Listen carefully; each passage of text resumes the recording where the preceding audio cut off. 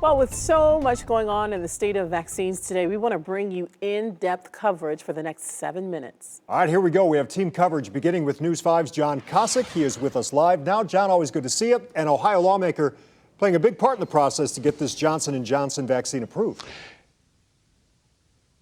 That's right, Rob. Senator Rob Portman taking part in the clinical trial in the single-dose vaccine that will provide that third line of attack against the COVID virus.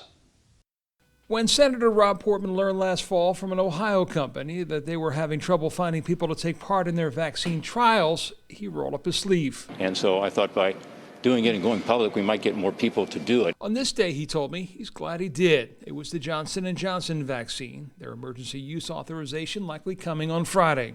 I am in that trial, as you know, and so I've been following it pretty closely, and it appears as though the effectiveness will be a lower percentage than the double dose from Moderna and Pfizer, but very strong effectiveness as to avoiding serious disease or death. And the good news, Johnson & Johnson hasn't been sitting waiting for the green light, producing the vaccine as if they had it, ready to deliver 20 million doses by the end of March. We're prepared to ship immediately upon emergency use authorization nearly 4 million doses of our vaccine. That, Portman told me, is only part of the equation. In general, John, my sense is that Moderna and Pfizer are ramping up production as well, so we're not going to have this bottleneck, this shortage of vaccine in Ohio that we've seen over the past couple months. Yes, Congress has been informed they are on track to deliver 600 million doses, enough to vaccinate every U.S. adult by July. That, plus the drop in cases we're seeing, though, is not reason to let up, medical experts say, as there continues to be a race between the vaccines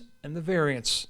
We've got to keep pushing and pushing because this thing could bounce back with the variants very, very quickly. We cannot declare victory because that curve is coming down so sharply. The CDC right now estimating that 17% of all Americans have received at least one dose of a vaccine. Okay, duly noted, John. Where do things stand right now with the efforts in Washington to help in that vaccine distribution?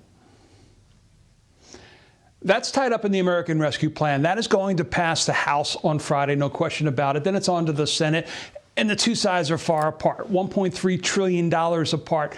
But the one area where there is total agreement, Republican and Democrat, is spending the $160 billion on vaccine distribution.